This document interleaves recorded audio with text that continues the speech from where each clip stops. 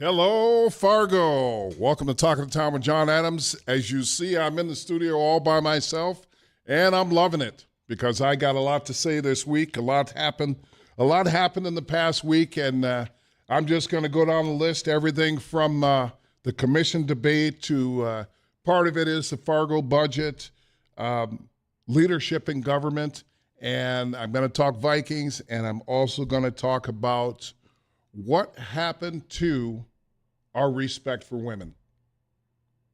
That's going to be probably the biggest thing I talk about, because this week something interesting happened. A lady was coming through the door of the building that I was washing windows, and I was going to the door at the same time as she was, and I stopped and I opened the door for her. And I said, "Ladies first." And she looked at me almost like I was an anomaly, like a unicorn or something. She was just stunned by it. And she was like, "I didn't know that men still did that." And I thought in my head, you don't know if men still did that. And it started me to thinking, what happened to our basic lack of respect for women? What happened to chivalry?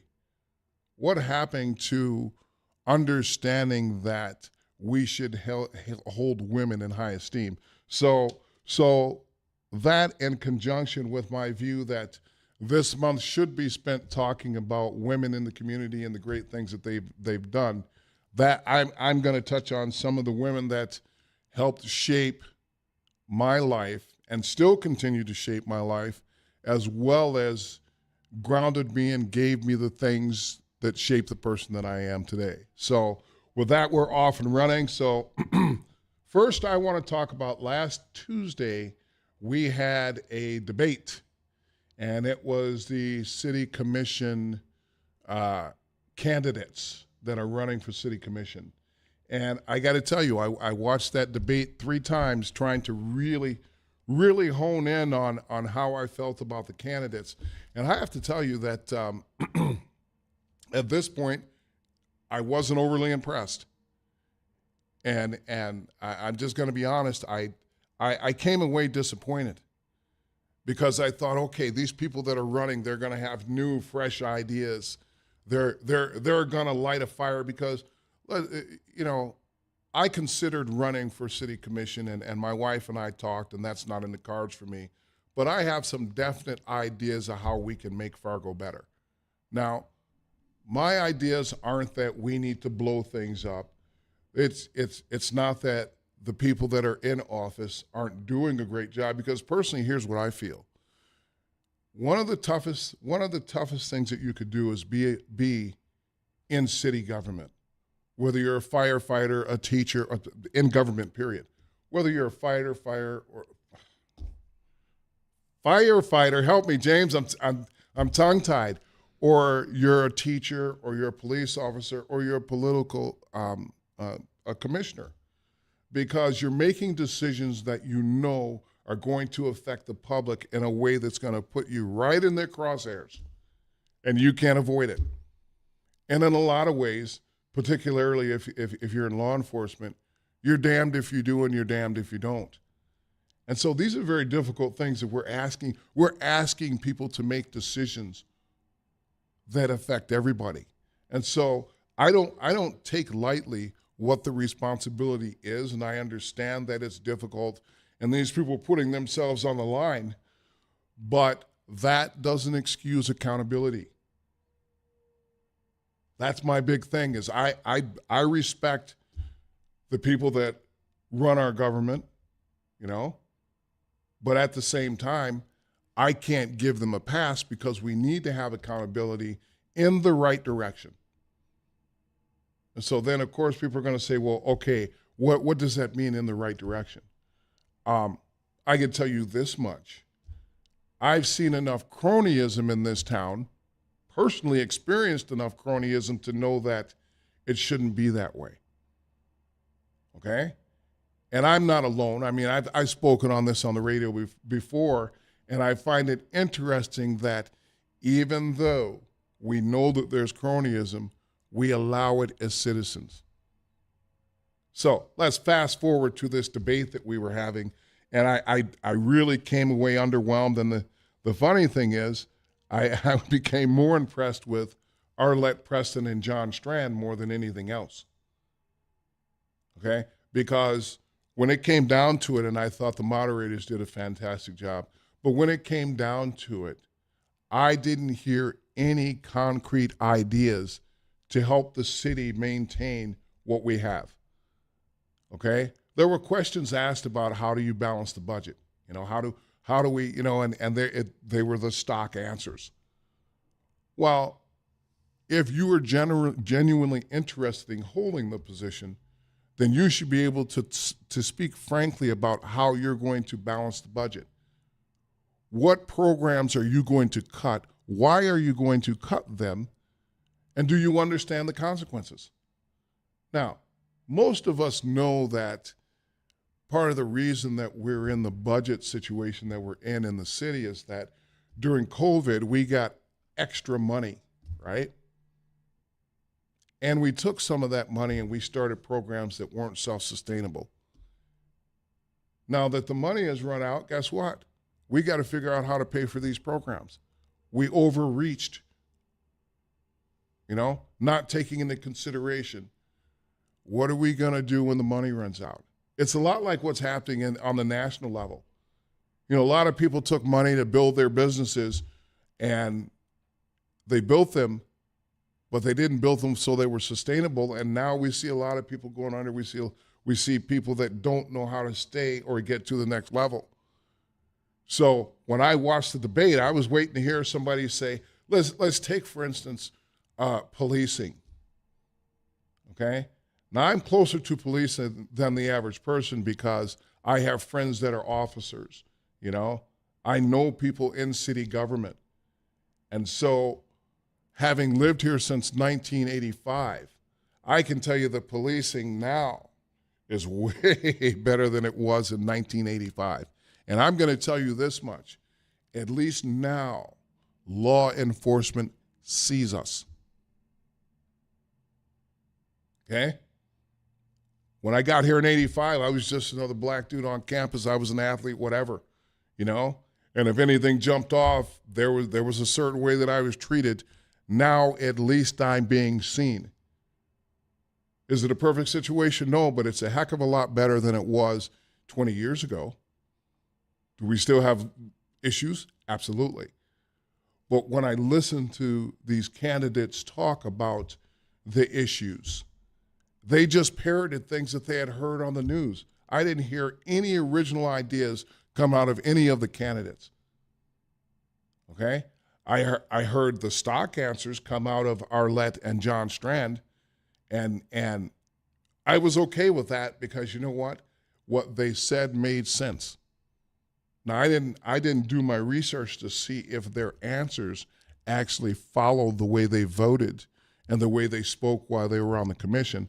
That's for a show just before they have the next debate. I'm going to have a show and talk about, do our leaders, do our people that are in the commission over the course of their term, do they do what they say they were going to do? And we have a track record. It's just like I say with Joe Biden and Donald Trump. You want to know who to vote for, they both have a track record out now, okay? And I'm going to comment on this because I started looking at Trump's Platinum Plan for America, and I found it laughable. I found it irritatingly laughable because if you were going to do all of that, why didn't you do it your first 4 years in office?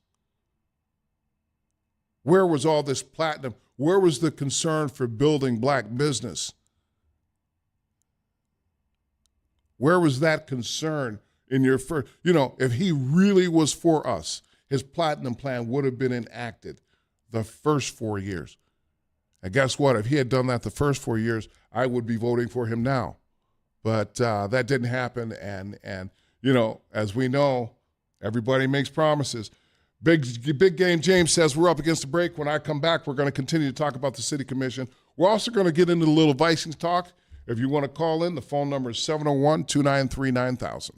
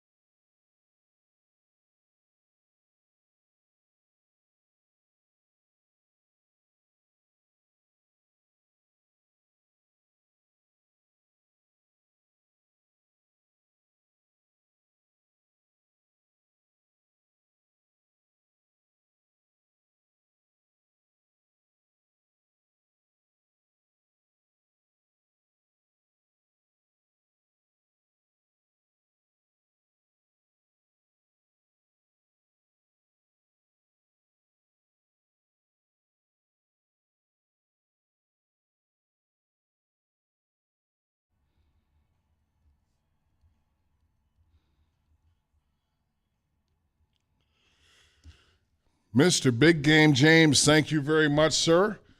So I last left off, I was talking about the debate and how I felt underwhelmed, and I wanted to bring it to people's attention because this is important. I feel like we're at a pivotal time in our political life in the city of Fargo because there are some hard decisions that are going to need to be made, as well as they're going to look.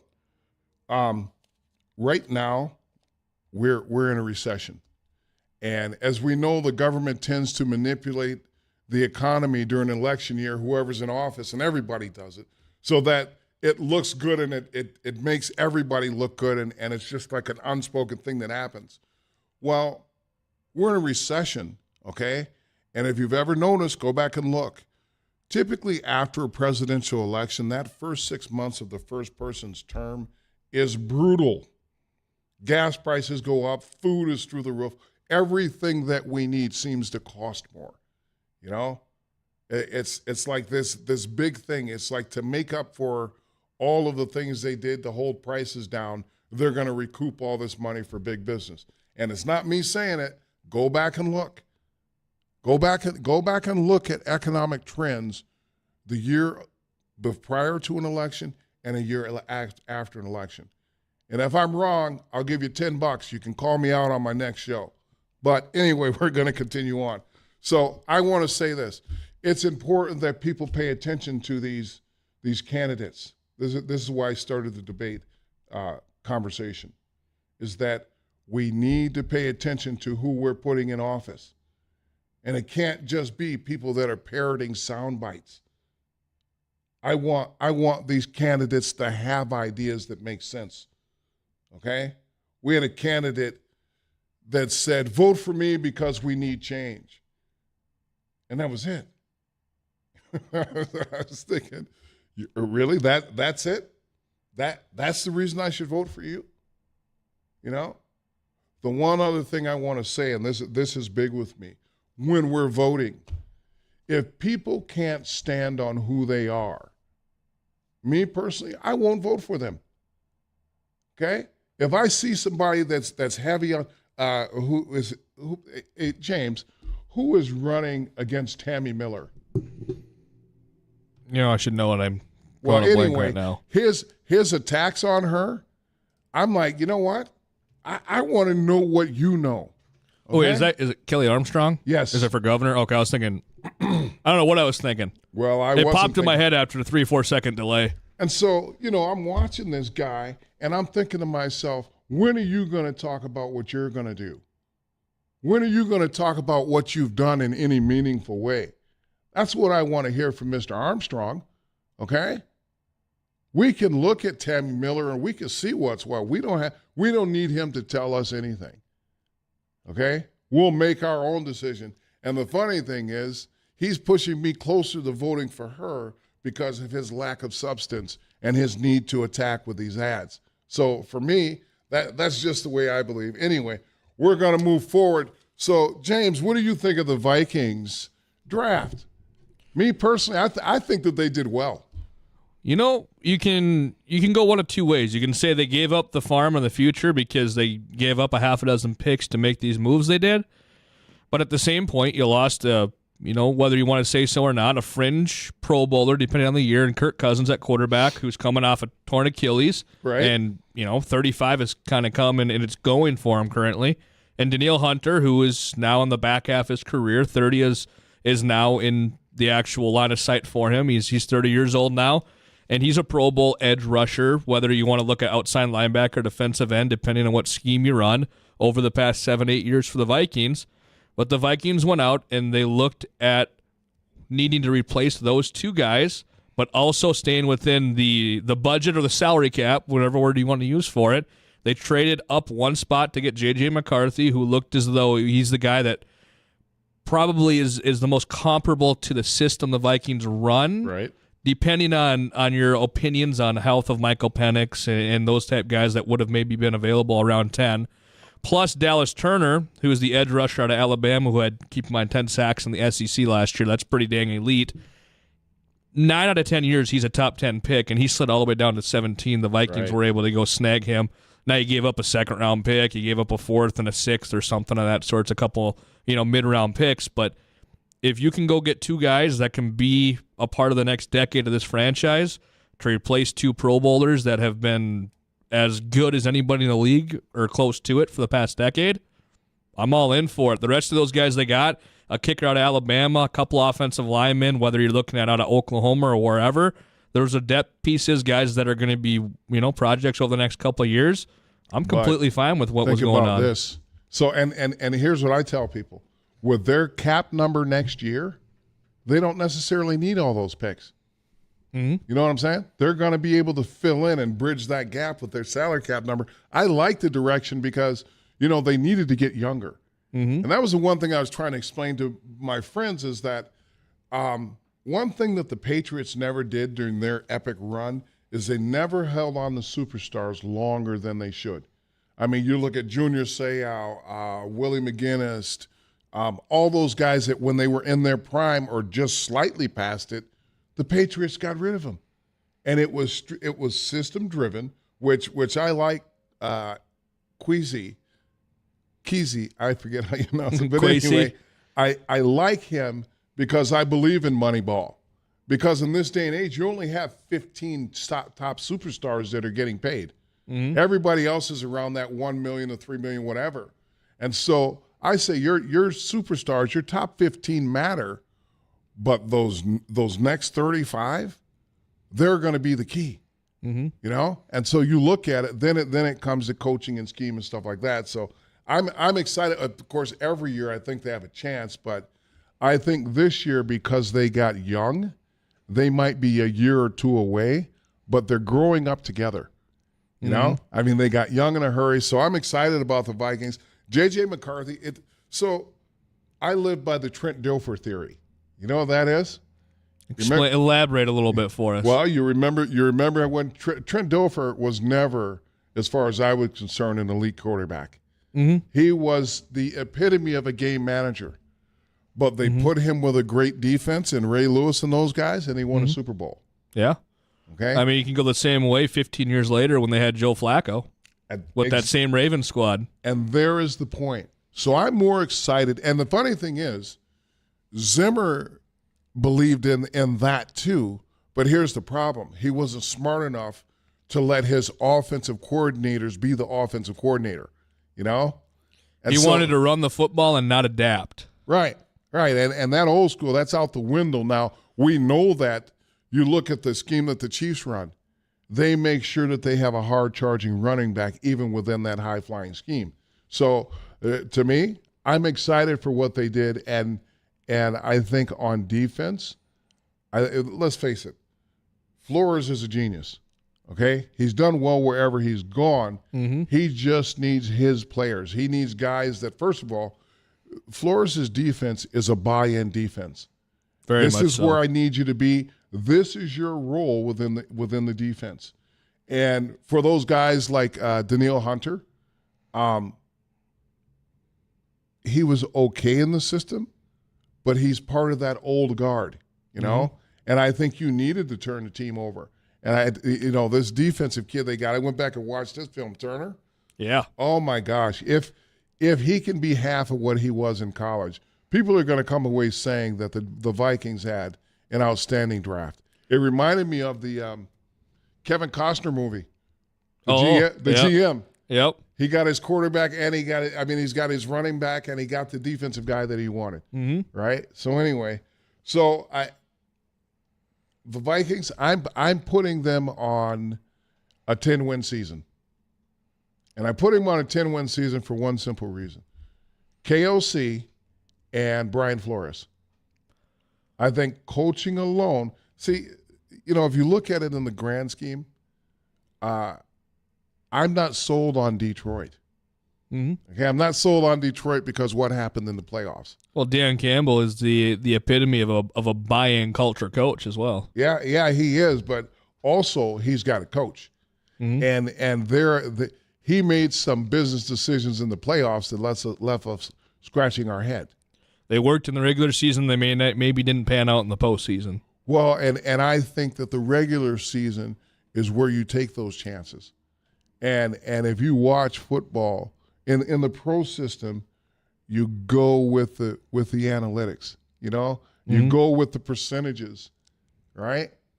You can't run on emotion in the playoffs, and that's what he did. And let's face it, if they would have gotten that first down, if they would have scored that touchdown, they would have won the game. People would have said, he's bold, he's this, he's that. But they didn't. So then they become the same old Lions, right? Even though they won the division. And Green Bay, I'm mad at Green Bay because they figured it out. Let a quarterback sit for 4 years and you'll have a quarterback for 10 years. Well, that's why it could be a 10-11 win year to win the NFC North this year because Detroit, they regress a little bit. They're still probably at 10 wins, maybe 11. Mm-hmm. The Packers were 9-8 last year, and You know what? They're the youngest team in football. Jordan Love figured some things out throughout that year. Christian Watson, if his hamstring will stay intact. Romeo Dobbs figured it out. I'm still iffy about Josh Jacobs coming into that system and being super effective, but who knows? I mean, maybe he resurrects himself in Green Bay where it's a little bit colder there, and you're outside in Detroit with Caleb Williams and going to get Odunze out of Washington. They're either going to be a 3-win team and it's going to burn in front of them, or they could be competitive, kind of like they were towards the tail end of the Justin Fields years. I don't think that Caleb Williams is half the quarterback that Justin Fields is. I don't think Caleb Williams, I think he can be an average quarterback in the NFL. I don't think that he'll be an elite quarterback. But regardless, I think it's going to be a war zone in the NFC North all year long. I think that it's going to be the best division in football. And unfortunately, it's going to end up the same thing that happens in the NFC East. These guys cannibalize and beat the crap out of each other, and then they get in the playoffs and they're beat up. They're down half a dozen starters because of it. Right. So it's funny because I thought at least one person would call in and talk Vikings with us, but I guess not. So anyway, I'm putting them on 9 or 10 wins. I looked at the schedule. I don't think it's too bad. I don't think it's overwhelming. But, pro football is a different thing now. It's more like pro football is more like college football than it is like the old style pro football. That's why these quarterbacks are doing what they're doing, since you can't really hit the quarterback. Yeah, it'd be nice to be you could stay pretty for 20 years in the NFL now at times. Geez. At the quarterback position. You get a tackle next to you. Well, that's why Tom Brady played so long. Yeah, they couldn't touch him. They changed that rule when he tore his ACL. What was that, 2008? The Brady rule? Believe? Yeah. Are you playing music in my ear, James? Yeah. we got to go to break. We're past the bottom of the hour break, just a little bit. Okay, well, Big James Games, he says we got to pay the bills here.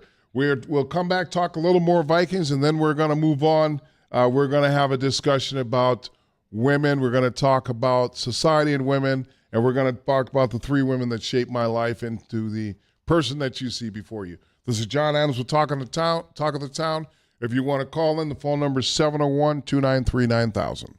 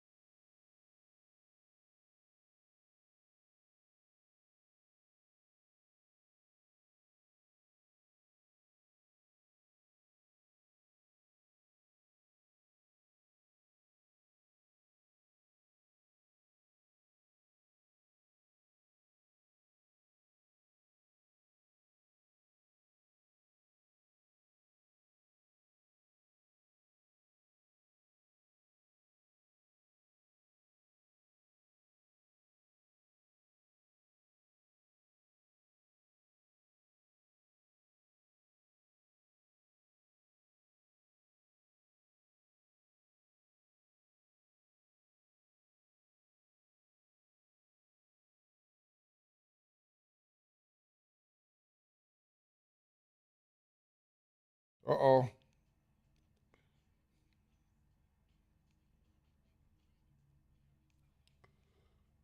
Oh.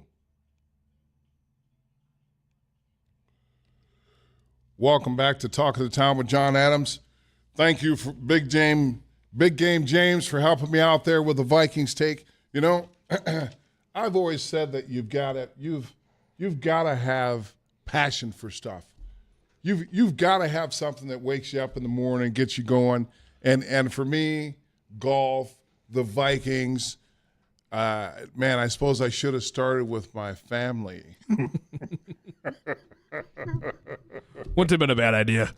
Yeah, hey, listen, that's a hit or miss thing. And I always told my sons, you know what? People don't love each other all the time. There are times that you guys don't want to be bothered with me. There are times I don't want to be bothered with you. That's just truth, right? I mean, we're not, you know, I think it's funny that we fall into these categories where we feel like we have to do certain things, even though we don't really care to. You know what I'm saying? It's like there are times when I would go golfing because guess what? I wanted to get out of the house. I wanted to get away. My wife goes walking every morning, and frankly, I think she enjoys enjoys the time away from me. But that's real life, right? I mean, we nobody loves each other all the time. Anyway, let's get back to it. So I started off the show talking about the city commission and talking about what we should look for in our leaders. But also I started the conversation about women, about ladies, about, and this is where I'm going to start getting in trouble, the fairer sexes. And so you got to remember, despite my boyish good looks, I'm 59 years old. So there's a lot of old school thinking, but I like the way that I think about when I think about women, when I think about what it means to be a woman in our society, the nurturers, the people that support our hopes and dreams, the people that bring us into the world. And I could be wrong, but as far as I know, only women can have babies, you know? I mean, you did biologically, I think you have to have all the tools to be able to give birth. And so I started thinking in my head with the interaction that I had with this lady, what is wrong with some of the thoughts that we have, like chivalry, you know? From time to time, I still pull my wife's chair out for her. I don't do it all the time. Let's not get it twisted. But I still pull her chair out, okay? If we walk down the street, I'm not going to let her walk on the outside, you know? Little things, you know? Caring about what she cares about in a meaningful way. And I got to say, as far as the government goes, with the way that our federal government has treated women's issues, it's not hard to understand why we're not holding women in higher esteem than we do. But I'll tell you this, and I tell my sons this, and I'll tell everybody that listens, women make the world go. I'm successful because I have a great wife, okay? Someone who at every turn wants what's best for me and pushes me to do the right thing always. I had an exemplary mother who taught me how to live in a society that didn't necessarily want me to have everything that I feel like I should have. That's another story for another day, but you know, navigating the world is tough for anybody and everybody, but if you have certain things that you have to overcome more than anybody else, it could be an issue, like having a learning disability. You know, back in the day, there was no such thing as a learning disability when I was going to school. You were just dumb, okay? And you had to figure out how to get your schoolwork done. There weren't any IEP classes, you know? They might put you in the slow class in the portable in the back of the high school, but that was about it. Okay, we didn't acknowledge that people may have ADHD or they may have dyslexia. It wasn't looked at like that. So I had to learn how to be a student. And it's funny because we used to have to sit at the dining room table and study. And I can remember everybody else would be gone. I'd be sitting at the table trying to figure out how to conjugate a verb or how to complete a sentence or stuff like that. And it's funny because as strict as my mom was, the love and the care and the attention that she took to help me understand how to be educated, how to work and work hard and all that. And she was strict. Anybody who knew my mom, she was strict and she was as tough as they come. But she did it in a way that allowed me to maintain my self-respect. You know, I've seen people get on their kids and totally destroy their confidence. You know, real women don't do that. I was fortunate to have a real woman raise me. On the other end of the spectrum, you know, there are a lot of single mothers out there who we're not looking out for. Somehow we end up blaming them for the way their life is. Now, everybody knows I am wholeheartedly in favor of accountability, but sometimes even being accountable, you know, we all make mistakes, but yet we still don't hold these women in high regard. Why not?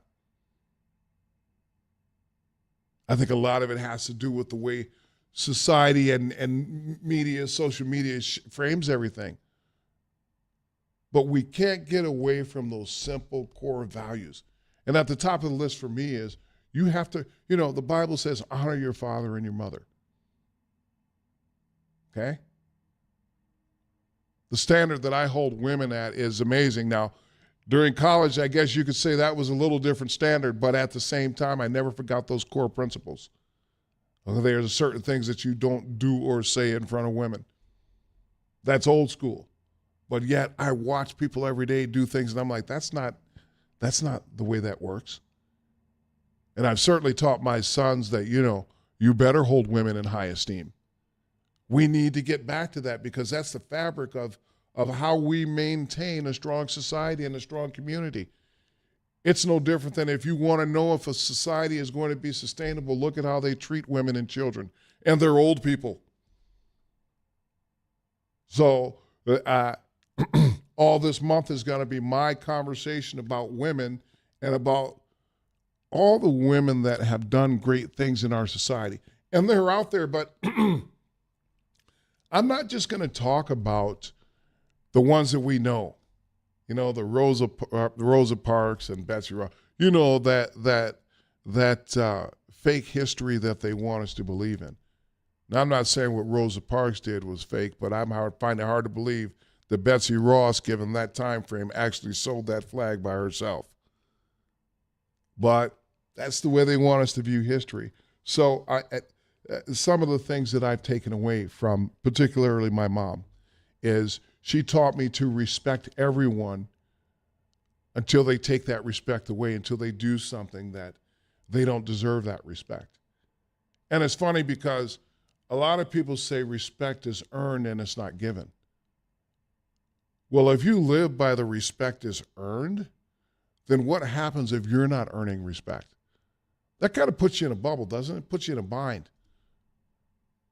But she taught me that, hey, look, when you walk out the door, everybody deserves a certain level of respect. And my father taught it, but my mom was very nurturing about getting that across as well as being spiritual in everything I do. James James just whispered in my ear, we got to pay some bills.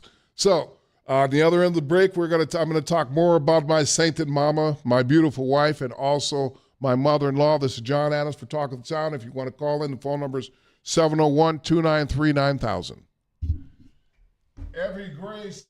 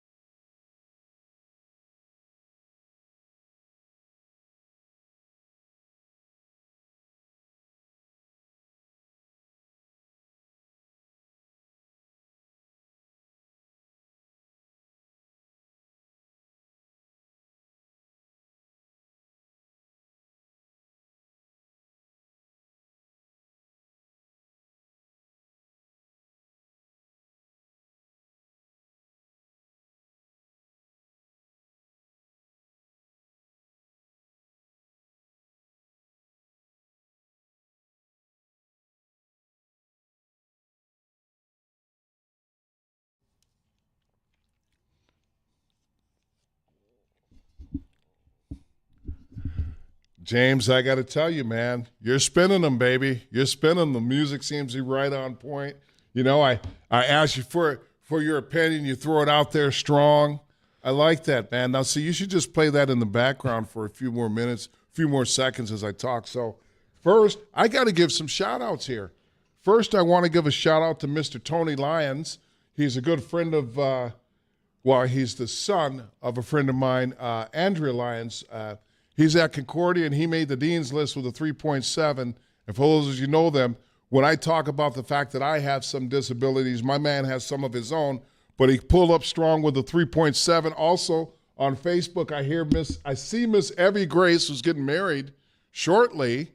I've known her family forever. She went to school with my sons, and she's getting married, so congratulations to you two. It looks like I'm just all over the place right now. See, now, guess what? Guess who didn't take his ADD medicine today? Right? So now I have to look at my notes so I get back into it. So, lessons learned. I always say that, you know, when it comes to growing up, okay? Now, you talk about gender specific. Women give their kids the compassion gene, okay?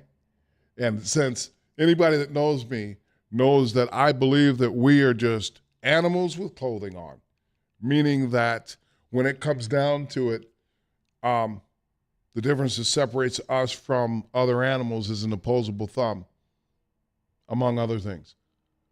But the point is, when it comes down to it, we always go to our basis nature in time of stress or emotion. Well, if it were fathers that were doing the nurturing, I think society would look way different. I think it would look way different. I think if you look at girls who are raised by just their fathers, those girls look different. I'm not saying that they're not nurturing, but you can tell. You can tell when the father is the dominant person in the relationship when it comes to girls. Okay? Now, that's not a bad thing, but we all have roles. And so what I'm saying is we need to start acknowledging what women bring to the table. Now, this isn't to dismiss the transgender community and all these different things, because frankly, I don't care. You know, whatever you identify in this world, good on you. That's not going to affect me. Okay? I'm going to still have the thoughts that I have. I'm not going to be disrespectful because somebody thinks that's their life.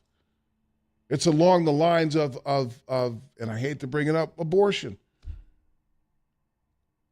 I've said it before, if you got a penis, you got to stay out of it. You know? It's as simple as that. Secondly, I would never want to be able to have a say over somebody else's existence. How ridiculous. How ridiculous. Because there was a time when people had total control over the existence of people that looked like me. Total and complete. So my perspective is you live and let people live, which, by the way, was my mom's moniker. That's the way she believed that, hey, live life to the fullest because tomorrow isn't promised. So that was the start. And then I met my lovely wife. The level of patience. Men, we do not possess the patience of women. Okay? The essence of these women, the things that they give us so that we are who we are, our children. If we lose those things or we lose sight of those things, we get a lot of what's happening today. You know? The level of accountability that my wife has for me, my mom had for me, and my mother-in-law, who, by the way, is the third woman who has done so much in my life and shaped. Mrs. Brantner has given me, she's helped me to understand that kindness should be at the forefront of everything you do. Amazing woman. I mean, just unbelievable. And I don't think I've ever heard her really cross. I've heard her angry, but never cross. But yet she has a presence about her that you move in a certain direction when she wants you to. She didn't believe in spankings as far as I can remember. I don't know, maybe there's a wooden spoon or two. But just her presence and her grace and her beauty and the way that her kids love her, the essence of what it means to be a woman. So I'm going to implore people, dude, I'm starting to rant, but I started this show and I wanted to have this conversation because I want people to think about this. We need to hold women up. We need to hold them in high esteem. It's at the core of what our society can be or won't be.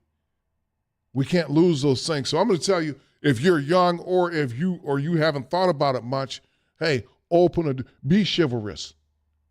Okay? It's not demeaning where I come from. It actually is a sign of respect. You know? Greet women warmly. Treat them with respect in the workplace. Allow them to have their thoughts, you know? And I think that's going to cause me some trouble. So, but what I mean by that is we need to listen to women. Okay? I was going to touch on the fact that most women are underserved in the medical profession, particularly women of color. But why is that? It's because we're dismissing women in a way that we shouldn't be. So with that, I'm going to say, hey, two things. It's funny because I feel like I give you guys homework assignments. So I'm going to start off with this. The first thing is let's pay attention to who we're electing in office, who's running for office, because it can get a lot worse. Right now, I'm leaning towards Strand and Preston, even though I said, hey, we might need a change. But right now, that's where I'm leaning because I wasn't overly impressed with those candidates. Second, let's make it a point to treat women better than we have in the last few years in our society. Some people are, some people aren't, but we need to keep an eye on that ball so that we maintain a strong society. With that, Big Game James says that my hour is up. Next week, we're going to continue on the track. Women doing wonderful things in the community. This is Jon Adams. Thanks for tuning in. We'll see you next weekend. As always, stay black.